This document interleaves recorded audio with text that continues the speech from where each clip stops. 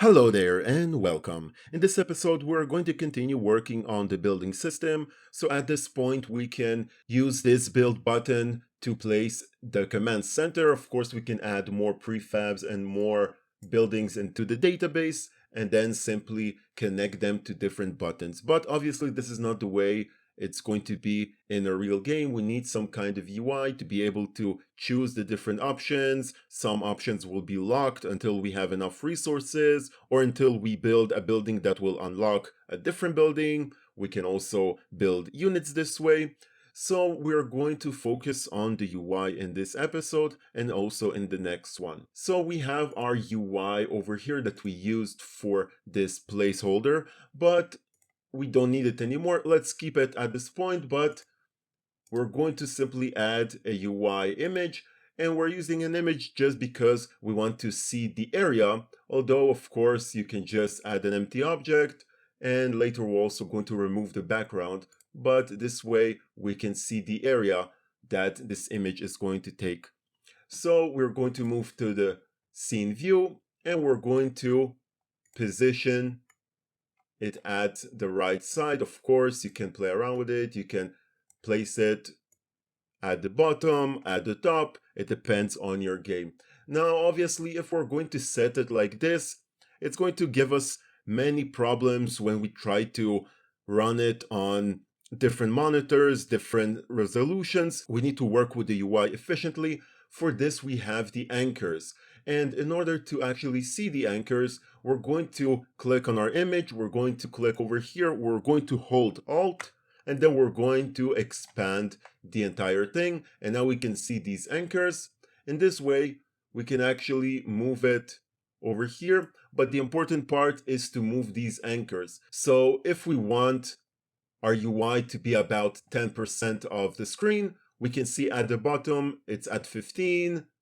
Now it's at 10, and we simply put the anchors over here, and we also adjust the size of it. So now we can see that it's locked to these anchors, and it means that it will always take 15% of the screen width.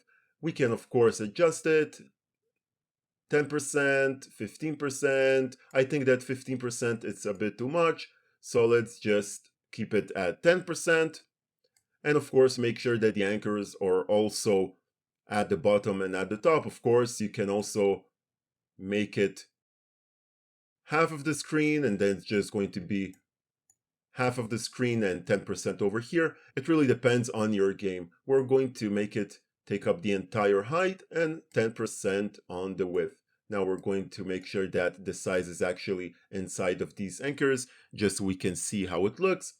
And now it doesn't matter if we change the different resolutions, it will always be at 10%. So if we use the ultra wide, or we use the 4K or something else, it will always be in a good position. Let's also rename this to be side panel. And inside of this side panel, we're going to add another image. And again, this is just so we can see the area. We're going to name it buying system, and we're going to again click over here, press Alt and expand it. This way we can see these anchors, and now we're simply going to move these anchors. Let's set something like 10% from the right, 10% from the left, or the other way around, so we can see that there is some kind of gap, some kind of space from this border, because right now the 10% is relative to the side panel. So we can see that it's 10% on the left, 10% on the right, and 80% for the entire width. Now we can also do it for the bottom. We are going to do something like 10%. Again, this is just an example. Now, of course, let's make sure that the size is actually fitting into these anchors. Maybe let's make it a bit higher. The next thing we want is to have two different buttons that will switch between buildings and units. Now again, there's a million ways to do it. I'm going to do it similar to Red Alert. So we're going to create an area UI image inside of the building system. We're going to again expand Alt, but this time we're going to position it at the top over here. And of course, let's make sure that the anchors are also positioned over here. So again, it can be 10%, it can be something else. And inside, we're going to, let's rename it to categories.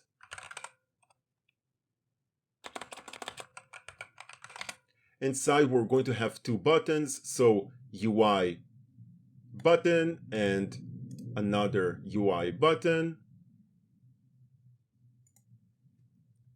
And we do it the same way. We click on this, but let's remove one button. Let's do it with this first button. We're going to click here, Alt, expand. We can see the anchors.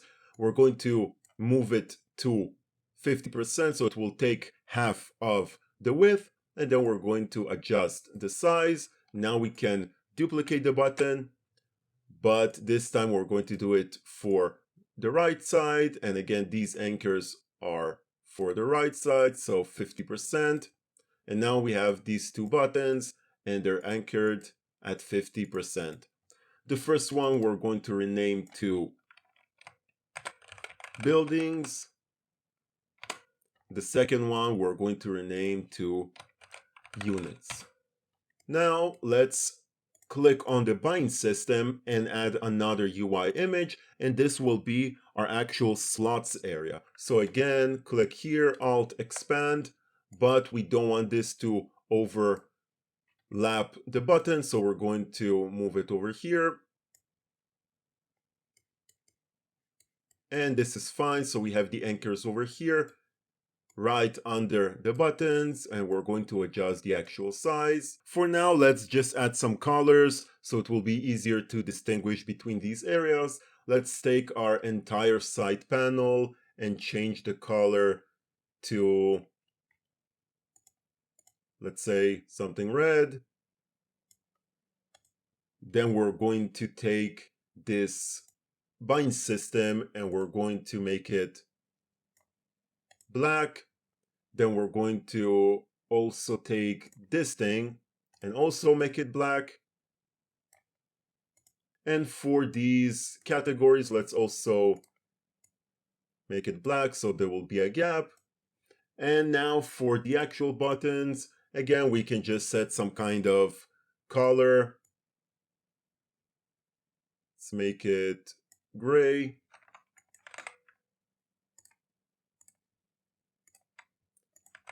Of course, this is just a placeholder. Let's also rename the text over here to buildings and units. Let's make it smaller.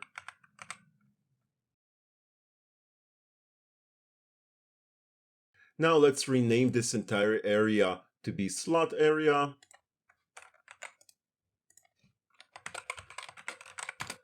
So now we want to be able to place different buttons inside of this area so we can have buttons for the different buildings. But because all of these buttons will have the same size and they need to be organized, it's not a good idea to just add buttons like this and then give them different sizes, because it's not efficient, and later if we want to change something or disable a button or something like that, it's going to take us much more work. So instead, we're simply going to click on the slot area and add a component named grid layout group. And this will basically control the way the children behave inside of this area. So if, for example, we add a UI button and then we add another one, over here, we can basically control the way they're going to behave. So first of all, we're going to have a fixed column. So we're going to say fixed column, and we can also constrain the count. We only want to have 2 columns because this is the size. Of course, we can have more, so we set it to 2. Now, if we add another button, it's going to go under this one, and it's going to keep adding them, so we have 2 columns. Of course, if we set it to 3, then we're going to have 3 buttons in each column, but this is too much for this area. So we're simply going to keep it at 2. Then we're going to change the size of the cell to 70. And this way we don't even need to touch the buttons themselves. And over here we're going to have spacing of about 4. So this is the spacing between the different buttons. We're also going to add a bit of padding to the top, so it's not going to be too close to the top. But we can also see that it goes to the left, so we're going to set the child alignment to be middle center. And now it's going to set them over here. And we also want to set the start corner to be upper left. So upper left, okay? And let's not make it middle center, but upper center. And now it's going to start over here. And if we add more buttons, they will all be placed like this. Now let's just remove most of these things, because for now we're not going to have that many. We're going to keep it at about 2 items. And we want to basically set our different buildings. So for now we only have the command center. So let's rename it to command center. And now, in order to add some kind of sprite, we need to actually have the asset. Of course, you can use any model that you want, any sprite that you want for your final game, but we are going to use an asset pack that will be used as a placeholder for this entire tutorial, the one from the General's game, so we can find it over here.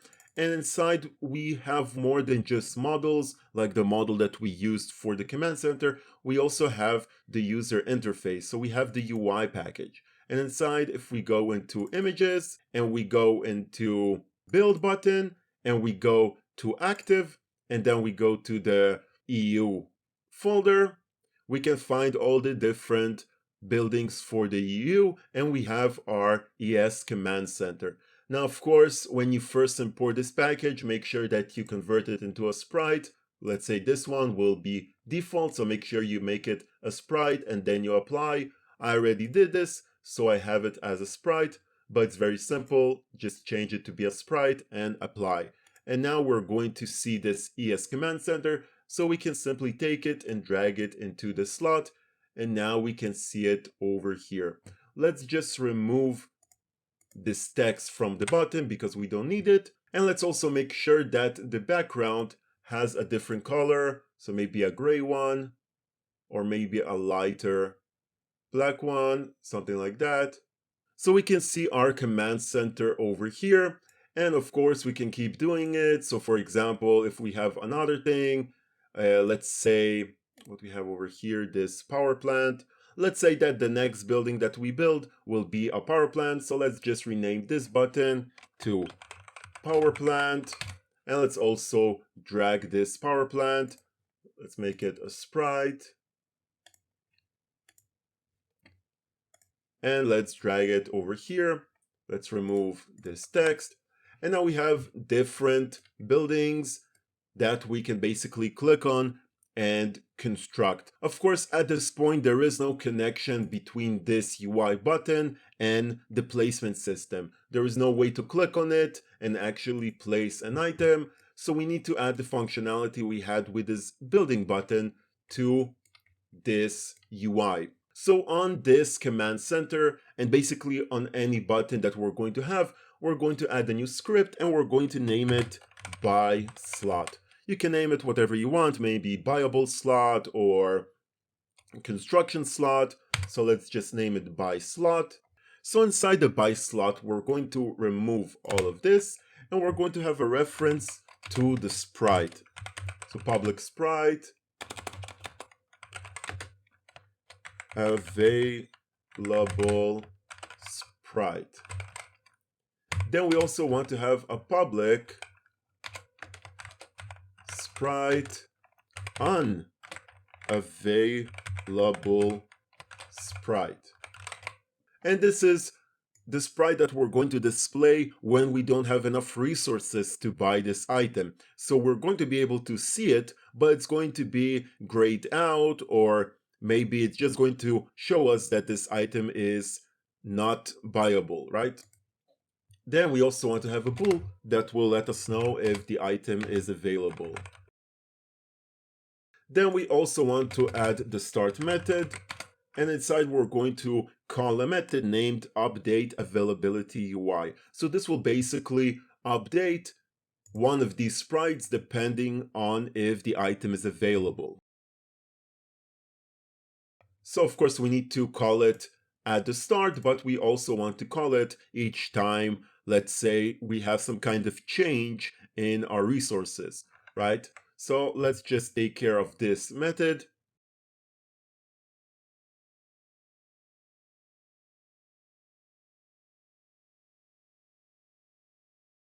So when we call this method, it will simply check this is available bool, and if it's true, then it's going to set the available sprite as the sprite. It's going to also make this button to be interactable, so we can actually click on it. But if this is false, then it's going to set it to be unavailable, and it's going to disable the button, so we cannot use the button. Now we're going to click on this command center, and we're going to drag both of these sprites. So let's just lock this thing and go to our imports, into the user interface, images, build buttons, and over here we can see that we have active versions and inactive versions. So this one is the active version over here. Let's just drag it into the buy slot as the available sprite, but then we also go to the inactive, and the same way we have this ES command center that is unavailable. And again, don't forget to make it into a sprite, right? You need to select it as a sprite and apply. And now we're going to drag it over here into this unavailable sprite. The next thing that we want to do before we actually test this out is to have an entire new slot area that will be for the units, because this will be for the buildings, but we also want to be able to switch between them to have a units one. So we're simply going to select our slot area, and we're going to Control D and duplicate it. Now you don't need to worry about the positioning and the anchors, because it's going to have the same exact anchors. We can simply disable one and the other one will appear, and if we enable this one and disable this one, the next one will appear. Right now we cannot see the difference because they have the exact same items, but later it's going to have units and this one will have buildings. So let's also rename this to be slot area buildings, and this will be slot area units. Let's also rename this to be more accurate. So this is buildings button, and this will be units button. Now just for testing so we can see the difference, let's remove this one. Over here, let's change this to, let's say, infantry. And let's find some kind of icon that will fit it. So we go into images, active, and we can find some kind of soldier, let's say this one. Let's import it as a sprite. And let's drag it over here. Now, of course, let's just duplicate it so they will be positioned. The next one we can make like this one with a rocket.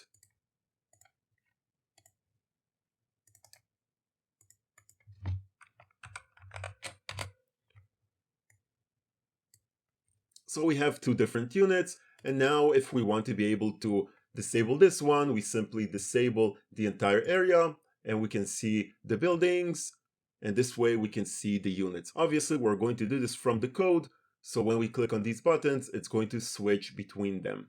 So at this point, we have these slots, these buy slots that sit on each of these slots, but we also want some kind of script that will command the entire buying system. So we're going to click on our buying system, and we're going to add a new script named buy system.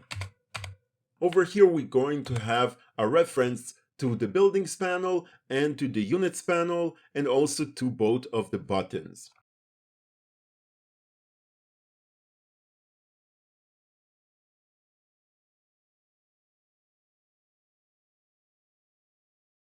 Now we want to add on-click listeners to both of these buttons, so we're going to have a start method. So unit button, on-click, add listener, and we want to have a method that is going to be called when we click on this button. It's going to be the units category selected method. We're going to generate it over here. We also want to do the same thing for the buildings. So buildings button, and we're going to have a method named buildings category selected. Let's also generate it. So now we have both of these methods over here. And it's going to be very simple. Inside the buildings category, all we need to do is take our units panel and set it to be inactive. But for the buildings panel, we're going to set it to be active. Then inside the categories, we're going to do the same thing, but reversed. So we're going to set the units panel to be true and the buildings panel to be false. Another thing that we want to do is make sure that at the beginning, the buildings panel will be true and the units panel will be false. And this is just to make sure that we have some kind of panel showing when we just start the game. Now we're going to click on our bind system and we're going to add all of these references. So we have our slot area buildings. So that's the buildings panel. We're going to have the slot area units. So this is the units panel. And we also want to add both of these buttons. So buildings button and units button. Now let's also, just for testing, add the other versions. So for the unavailable sprites and for the power plant over here, let's also add a buy slot. So let's add it on all of them. So let's add the buy slot over here and let's add these sprites.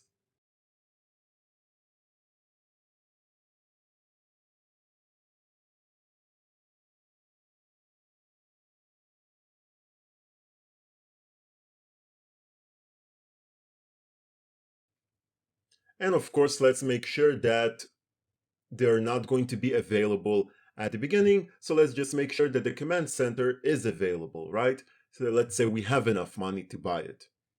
So now let's run the game. And we can see that it's kind of small, but we can see that it's going to open the buildings panel first. We're going to see that the command center is available, but the power plant is not available. We can also switch to the units panel and we can see that the units are over here and both of them are not available. But at this point, we cannot buy it because we did not add the code for it. So let's do it next. Inside the buy system, we're going to have a reference to the public placement system. And the reason we place it over here is because we don't want to have this reference inside each one of these slots, although we're going to use it over here. But instead, inside the buy slot, we're going to have a reference to the buy system itself. In this way, we can actually access the placement system that is over here by referencing the buy system. But this is just a cleaner way to work instead of adding a reference to the placement system in each one of these slots. And now over here, we're going to have a reference to this. Inside the buy slot, we also need to have a public int database item ID, and this will be the actual ID inside of the database for this specific item. Now we are going to add a method over here and we're going to name it public void clicked on slot. When we're going to click on this slot, we're basically going to check if it's available we're going to call the placement system and start with the placement. So by system, and inside we have a reference to the placement system, and then we say start placement, and we're going to provide it with the database item ID. So we know about this start placement method, it's inside the placement system. We also used it inside our UI manager for hard coding the first prefab that we tested out, right? We hard coded this 0 index and then we constructed it by using the placement system. So we started the placement using the ID. So we're doing the same thing, but this time it's more generic. So each slot will have its own database item ID, and we're just going to provide it over here. So now we're going to click on the command center and we're going to add the database item ID. And as we know, it's 0 because if we go into the database, our command center ID is 0. Now, if we're going to add more items like the power plant, then we're going to increase the ID to 1. So this is right, the ID should be 0. For the power plant, we can increase it to 1, although it's not going to work because we still don't have the power plant inside the database. So now we have the command center ID, but we also need a reference to the actual buy system. So let's drag it over here. And we need to do it for all of these other buy slots.